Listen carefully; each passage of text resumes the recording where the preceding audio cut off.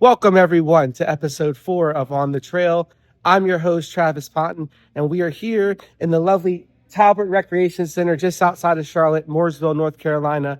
Tonight is the Carolina Girls Hoops Charlotte Skills Challenge. Tomorrow, one-day shootout. Going to see a lot of good young players, 27, 28, 29, 30 classes here from North Carolina and South Carolina in the building. We come here pretty often. We run our Rising Blue Star Clinic here every fall. It's a beautiful facility right outside of Charlotte. Really looking forward to hanging out with our guy Peter London this weekend and seeing what's up in the Carolinas.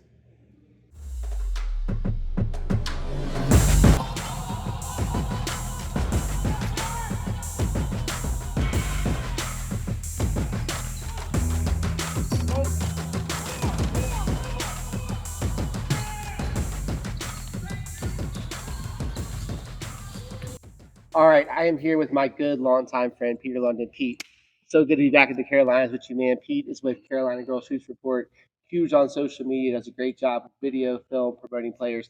Pete, we've known each other for almost 10 years, man. We've been all over the country watching basketball. Talk to me a little bit about the importance of individual showcases and events for younger players, especially. Biggest thing for individual showcases, it gets kids out of their comfort zone. We get a chance to see them doing drills, doing their skill session, getting a chance to see what they can really do. And then when they get into the games, we get a chance to really see them compete. It's almost like a pickup game. It's like what we used to play when we were younger. So now there's no plays being called. You want to see how they can communicate with other players. You want to see their IQ. And that's really important when we're talking to college coaches about what these kids can do at the next level. Absolutely, Pete. We've seen players. Even in this building, we run Rising Blue Star here every fall. Your events throughout the year. Talk about some of the players we've seen come through the process. Now they're playing in college. Oh my goodness. And just in this building alone, you've been here to see Sarah Strong, Joyce Edwards, Zamaria Jones, Alyssa Irvins. I mean, some of the biggest and best in America come through here. This has got to be your like 15th event just in this building in the last 10 years. You come down every single year to do Rising Blue Star. You've come down for Oktoberfest. You've come down for spring showcases, just about a little bit of everything. The Future Showcase, what used to be called Friday Night Lights, used to be here. So just enjoying and watching these kids compete. The biggest word in girls basketball right now is compete. We want to see the kids compete at a high level. I don't care what the score is. I don't care if you're getting beat off the dribble. Next time she comes down court, you better be ready to see that crossover, and you better be ready to move your feet. Compete, compete, compete. What is the state of basketball in the Carolinas, and why is it so special to you? Carolinas right now is on an uprise. Obviously, we have some of the leaders in collegiate basketball right now. Obviously, Joyce Evers and Sarah Strong just played against each other for a national championship. They were both Gatorade Player of the Years, national and North Carolina Basketball Player of the Year, South Carolina Basketball Player of the Year. Both of them were co-MVPs at the McDonald's All-American in 2024. So to see those girls go and make an immediate impact at the collegiate level is great. Zamaria Jones at NC State this year, she was a super sub. Next year, she's going to be a superstar for NC State and that Westmore team. So there's so many more. Ella Hobbs out of Ohio State, obviously coming off an injury. Her and Taylor Barner, two nationally ranked kids out of North Carolina that are going to be coming off an injury in their redshirt freshman years coming up. Keep an eye on them. Watch what they're doing. Blanca Thomas came off the bench this year, had a couple of starts for Carolina, but really had an impact defensively and helped them get to the, I think, second round of the NCAA tournament, battling out there. So our Carolina kids are really, really doing things, and the future is very bright in the Carolinas. Last question. Say I'm a parent. I have a 2027, 2028 right now. Portal era, things are crazy, NIL. What advice can you give to those parents when they're asking you, what can I do for my daughter? Please just be patient. The recruiting process is a long process, and it's getting even longer now because of people are really looking at the portal first. They're looking for experience first out of the portal. They're trying to get people that can help them immediately take a 10-win team to a 20-win team and get to the NCAA tournament. So your young player, your child that is going to be a 2 or 3 year from now player at the collegiate level, if you don't see the college coaches next week when you're at your viewing period event in May or in July, don't worry about that. Stay in the gym, stay working. They are starting to figure out who you are if you're that type of player that can play at the low, mid, or high Division I level. They've already earmarked you. It's just that they've got a little bit more priorities right now to take care of before they get to your child. And it's not a bad thing. It's just the way the recruiting process is going now. Yeah, I always tell parents, I was like, why are there not coaches on my daughter's court? I'm like, well, your daughter's in eighth grade. Like, she's a D1 player. I'm like, she probably will be. But having been in low D1 myself, like we're not watching eighth graders in low D1. We're watching like 11th, maybe some 10th graders. And that was our ceiling. And that was even like the beginning of the portal era, not even now. So it just gets pushed back. So I tell parents, don't freak out. Like keep doing the right things, go to the right events, be seen by the right people, and good things are going to happen. Pete, I'm so excited to be here. Looking forward to tonight's event. See who the next big stars are. Look, you're excited. We didn't even get started yet. He's so excited. You're kidding me. It's about to be a crazy night. And then tomorrow, before you get out of town, we've got the Carolina Border Clash where we've got some team events. So you get a chance to see a different set of kids. Some of the same kids from tonight going to be competing. But tonight's going to be great. About 40, 45 kids going to be in here from class of 2036. Some people snuck in some elementary school kids up to the class of 2026. It's going to be a great night. So I'm glad that you're here, Travis. Let's get after it, man. Happy Saturday morning, everybody. We're up bright and early. The early bird gets the worm down here in Charlotte. It is day 2. The individual event was last night. Now we're on to the team shootout. A lot of good teams coming through the building today. We're going to check them all out. This is the house that Peter London built, Mooresville, Talbot Rec Center. Let's get after it.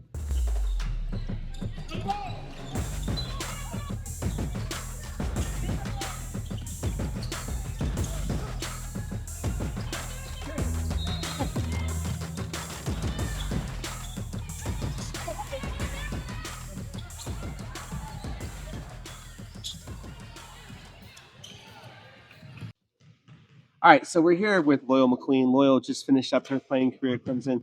I remember watching you play. I mean, you were Gatorade Player of the Year, Miss Basketball, South Carolina. Now you're back in Charlotte, giving back. Talk to us a little bit about your journey as a player. Yeah, my journey has been long but unique. Started my career at Georgia Tech. Then I mid-year transferred my sophomore year to the University of Alabama. And then I finished up my career at Clemson. It's been rewarding. Like I said, it's been long, but just super thankful for everything that I've been through up until this point. And it's definitely it's made me who I am today. Absolutely. And now you're back, giving back to the game. Talk about last night working with the young kids, not being here again today for the shootout. Yeah, it was fun. It definitely was tiring. That was the first time like I've done something like that. But the guy Tim, he made it super easy. But it definitely was fun. They got better. A lot of hardworking girls. So that's something that I always wanted to do. Just continue to give back through my experiences and through my knowledge as well. What advice would you give these young people going through the process as they kind of get started? I mean, you were there, you've been through their shoes, right? So what would you tell them? I would just tell them not to compare, to literally just run their own race. Comparison literally is the thief of joy. So just continue to just water where they're at, and continue to put in every single day, and just trust in the process. And what's next for Loyal McQueen? So I just accepted a job offer at the University of Indiana, working with student athletes with student athlete development. So it's like a 10-month, 11-month deal. But it's something I've always wanted to do. So it's tough to kind of put the basketball down for right now. But I'm just excited to kind of get my career started and kind of get my feet wet. So we'll see where it goes. Yeah, wish you the best of luck. Yeah. Keep up the good work. Yeah. Let's shift gears now and talk about the top on the trail in North Carolina.